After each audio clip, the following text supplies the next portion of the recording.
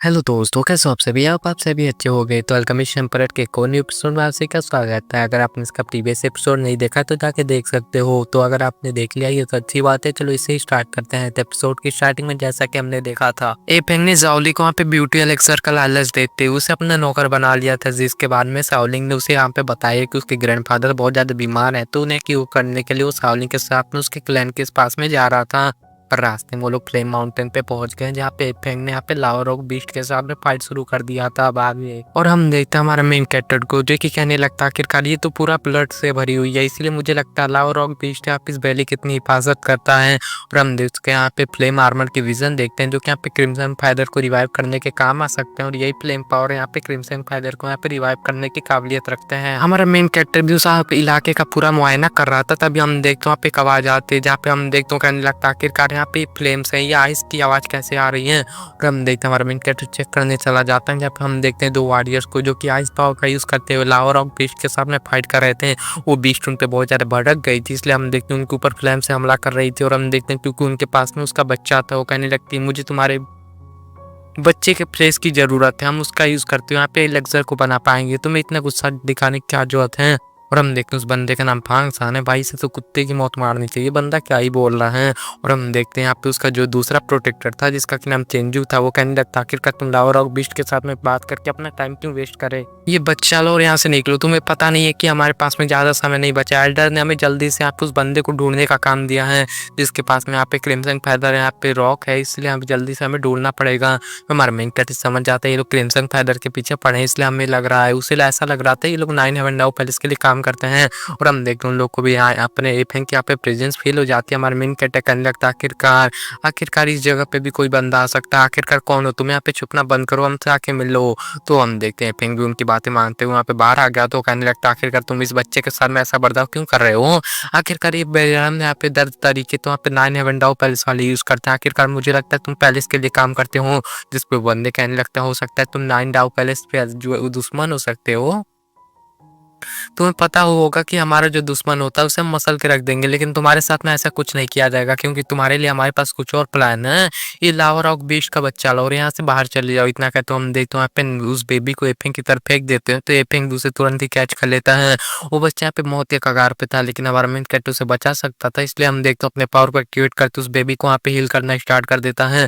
और हम देखते हैं उसे यहाँ पे थोड़ी देर में होश भी आ गया था, तब तक हम देखते उसकी माँ भी आ गई थी, उसे लग रहा था एपिंग भी उसके साथ में यहाँ पे मारना चाहता उसके बच्चे को। और हम देखते हैं इसलिए यहाँ पे उसके ऊपर अटैक करने चली जाती है, पर एपिंग वहाँ पे साइड में हट जाता है और हमें दिखाया जाता है लावा रॉक जो बिस्ट थी उसके ऊपर आग की यहाँ पे लपटें बरसाने लगती हैं। हमारा मेन कैरेक्टर समझा भी रहा था कि मैं तुम्हारे बच्चे को नहीं मारना चाहता, मैं तो बस उसे यहाँ पे बचाना चाहता हूँ, पर वो बिस्ट उसके ऊपर अटैक जारी रखती है और ये दोनों भी उसका तमाशा देख रहे हैं। तो लोग कहने लगते हैं एपिंग तुम उसके साथ में फाइट करते उसे खत्म कर दो, उसके बाद में हम तुम्हें मार देंगे, हमें तो बस उस बच्चे का यहाँ पे फ्लैश चाहिए। पर हम देखते हैं थोड़ी देर में उन्हें रियलाइज हो जाता है कि जितना देर में उन्होंने सोचा था उससे ज्यादा हमारा मेन कैरेक्टर स्ट्रॉन्ग है। और हमारा मेन कैरेक्टर उस बच्चे को लेके इधर उधर भाग रहा था और यहाँ पे लावा रॉक बीस्ट उसके पीछे पड़ी, तो बंदे कहने लगता आखिरकार इस बच्चे की पावर तो यहाँ पे क्रिम्सन फाइदर से मिली हुई है, मुझे लगता है ये वही बंदा है जो कि जुसुई को मारते हुए क्रिम्सन फाइदर को यहाँ पे हासिल किया है। और हम देखते हैं इसलिए आपको लावा रॉक हमारा मेन कैरेक्टर समझा रहा था कि मैं तुम्हारे बच्चे को मारना नहीं चाहता, मैं उसका कोई दुश्मन नहीं हूँ, मैंने इसके ऊपर कोई नुकसान नहीं पहुंचाया। पर लावा रॉक बीस्ट उसके ऊपर बातों की यकीन नहीं करती, उसके ऊपर अटैक कर रही थी, जिसपे एपिंग को भी गुस्सा आ जाता है। और हम देखते हो कहने लगता है देखो मैंने तुम्हें समझाने की पूरी कोशिश की है, लेकिन तुम समझने के लिए तैयार ही नहीं हो। इतना कहते हो हम देखते हो अपनी शॉट को निकालते हुए अपने पावर का यूज करते हुए हम देखते हो उसके ऊपर यहाँ पर अटैक करने के लिए जाने लगता है। और हम देखते हो डायरेक्टली उसके गले पर अपनी स्वॉर्ड लगाते हुए कहने लगता है देखो मैं तुम्हारे बच्चे का कोई दुश्मन नहीं हूँ, मैं तो बस उसे बचाना चाहता हूँ। लावा रॉक बीस्ट भी अपने बच्चे को यहाँ पे सही सलामत देखते हुए यहाँ पे उसे लाड करने लगती है। तभी कुछ अलग होता है, क्योंकि ये पिंक स्वॉर्ड यहाँ पे उसके गले पे लगी हुई थी, जैसे उसकी स्वॉर्ड का खून उसके में मिलता है और हम देखते हैं उसका आर्मर जो था वो आराम से यहाँ पे हील होने लगता है। और हम देखते हैं उसकी एनर्जी के कांटेक्ट में आती है, हमारा मेन कैरेक्टर कमजोर हो रहा था और हम देखते हैं बहुत बड़ा एनर्जी का ब्लास्ट होते हुए लावा वीक और हमारे मेन कैरेक्टर दोनों ही वीक होते हुए नीचे गिर जाते हैं। हमारा मेन कैरेक्टर कहने लगता है इस लावा रॉक बीस्ट ने मेरे ब्लड लाइन को यहाँ पे ओपन कर दिया और हम देखते हैं वो दोनों भी बंदे आ गए थे और वो कहने लगता है आखिरकार इस बंदे में यहाँ पे पक्का क्रिम्सन फेदर की पावर है। तो हम देखते हैं दूसरा बंदा कहने लगता है मुझे नहीं लगा था कि यहाँ पे इसे जैसे लो लेवल वाले कल्टिवेटर को क्रिम्सन फेदर अपना मास्टर बनाएंगी। ये बंदा तो कल्टिवेशन में बहुत ज़्यादा नीचे, ये तो प्रोफाउंड स्टेज पे, आखिरकार इतनी ज़्यादा पावरफुल यहाँ पे क्रिम्सन फेदर तो हमारे पास होना चाहिए। इतने लो लेवल के कल्टिवेटर के पास में कैसा हो सकता है? मुझे तो यहाँ पे क्रिम्सन फेदर को वापस लेके जाएंगे, हमें बहुत बड़ा इनाम मिलेगा। वो जैसे उसे टच करने जाता है तभी एपिंग उसका हाथ पकड़ लेता है। उस बंदे को यकीन ही नहीं हो रहा था कि एपिंग अभी तक जिंदा है। उसे लग रहा था कि यहाँ पे उसकी पावर और भी ज्यादा बढ़ गई और हम देखते हैं हमारे मेन कैरेक्टर की पावर बढ़ गई थी और यहाँ पे लाव बीस्ट भी उठ गया था। दोनों ही यहाँ पे उठ गए थे तो वो दोनों भी कहने लगता है आखिरकार तुम दोनों तो अभी तक जिंदा हो, तुम मुझे लगा तुम दोनों मर गए हो। तभी एपिंग वहाँ पे हवा में फ्लोट करने लगता है और हम देखते हैं जैसे वो अपनी आंखें खोलता है हम देखते हैं उसके अंदर से बहुत ज्यादा एनर्जी बाहर निकलने लगती है।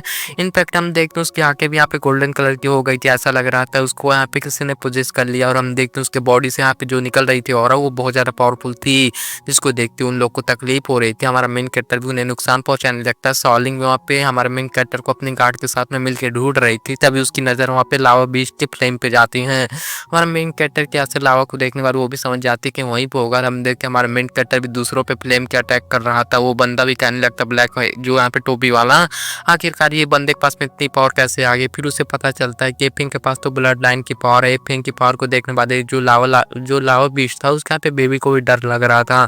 हम देखते हमारे मेन कैरेक्टर भी कहने लगता है अब तुम दोनों का आज मरना होगा। इतना कहते तो हमारे मेन कैरेक्टर अपने पावर का यूज करते हुए फ्लेम ड्रैगन को यहाँ पे समन कर लेता है। वो बंदे भी उसे देखते हुए कहने लगता है ये तो ड्रैगन एम्परर की ब्लड लाइन है। आखिरकार इसके पास में ड्रैगन और ब्लड की यहाँ पे एम्परर की कैसे ब्लड लाइन यहाँ पे हासिल हो गई। हम देखते हो दोनों बंदों को हमारा मेन कैरेक्टर जला के राख कर देता है और हमारे मेन कैरेक्टर को यहाँ पे देखते हैं जहाँ पे हमारा मेन कैरेक्टर अपने बॉडी में आ जाता है। और अभी जो था वो यहाँ पे फ्लेम एम्परर था, असल में बोल सकते हो कि ड्रैगन एम्परर था, मैं अभी नाम भूल गया हूँ। हम देखते हैं हमारे साउलिंग को भी यहाँ पे ये फॉग देखने के बाद बहुत ज्यादा डर लग रहा था और हमारे मेन कैरेक्टर के सर में बहुत ज्यादा दर्द हो रहा था। उसी वक्त यहाँ पे बेहोश हो जाता है। हमारी साउलिंग भी जाती है उसे पकड़ लेती है, उससे पूछने लगती है आखिरकार तुम्हें क्या हो गया, तुम ठीक तो, तुम्हारी बॉडी इतनी ज्यादा गर्म कैसे हो गई।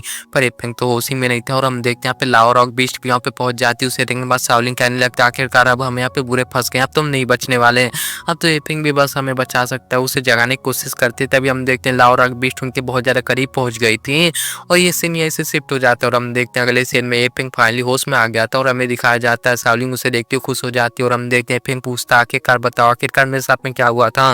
मुझे तो कुछ भी याद नहीं है, आखिरकार वो लोग दोनों जो बंदे वो कहाँ पे चले गए और तुम यहाँ पे कब आई। तो कहने लगती है साउलिंग कि आखिरकार तुमने एक ही झटके में उन दोनों को खत्म कर दिया था। मुझे भी तुम्हारा वो फॉर्म देख के बहुत ज्यादा डर लग गया था। वो कहने लगती रोते हुए कि मुझे लगा था कि मैंने तुम्हें खो दिया लेकिन तुम अभी तक जिंदा हो, ये खुदा का शुक्र है। तुम हवा में फ्लोट कर रहे थे, तुम्हारे आसपास बहुत ज्यादा यहाँ पे स्ट्रॉन्ग एनर्जी फ्लो कर रही थी। और हम देखते हमारे मेन कैरेक्टर को उसके बातों पे यकीन ही नहीं हो रहा था।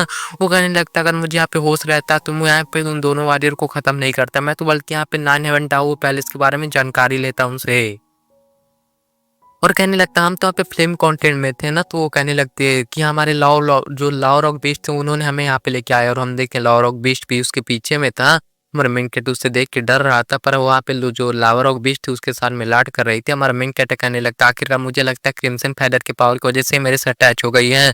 हमारा मेन कैरेक्टर अपने पावर को यहाँ पे टेस्ट करता है और हम देखते हैं उसका ऐसा ही करते हुए उसको देखते हैं कि वहाँ पे बहुत बड़ी यहाँ पे पावर का ब्लास्ट होता है। और हम देखते हैं हमारा मेन कैरेक्टर ने ब्रेक थ्रू भी कर लिया था और उसके क्रिम्सन फेदर भी यहाँ पे एक्टिवेट हो गई थी। सावलिन डर के माले कहने लगती है पिंग आखिरकार तुम दोबारा उस फॉर्म में मत बदल जाना, नहीं तो तुम हमें भी राज्य यहाँ पे जला के राख कर दोगे। तो ये पिंग कहने लगता नहीं ऐसा कुछ नहीं होगा, मैं तुम्हें यहाँ पे कोई नुकसान नहीं पहुंचा सकता। इतना कहते हो हम देखते हैं लावा रॉक जो बीस्ट का बेबी था वहाँ पे खरब ला के पिंग को देता है। उसे हासिल करते हुए ये पिंग भी अपने साथियों के साथ में वहाँ से निकल जाता है। और हम देखते हैं वो हर बेक यहाँ पे एक फ्लेम थी जिसकी वजह से यहाँ पे क्रिम्सन फेदर को यहाँ पे पावर मिलने में मदद मिलेगी। हमारे मेन कैरेक्टर के दिमाग में बहुत कुछ चल रहा था आखिरकार यहाँ पे वो पावर कौन सी थी जिसकी वजह से वहाँ पे वो बेहोश हो चुका था। वो कहने लगता आखिरकार मुझे इस बारे में पता लगाना ही होगा। यकीनन यहाँ पे क्रिम्सन फेदर तो बिल्कुल नहीं थी, आखिरकार वो फ्लेम आर्ट और जो यहाँ पे जो ड्रैगन का फेस दिखाया जाता है जो कि अपने पावर को शो कर रहे थे, आप लोग देख ही सकते हो स्क्रीन पे। और इसके साथ एपिसोड खत्म हो जाता है। Thanks for watching, bye bye, take care.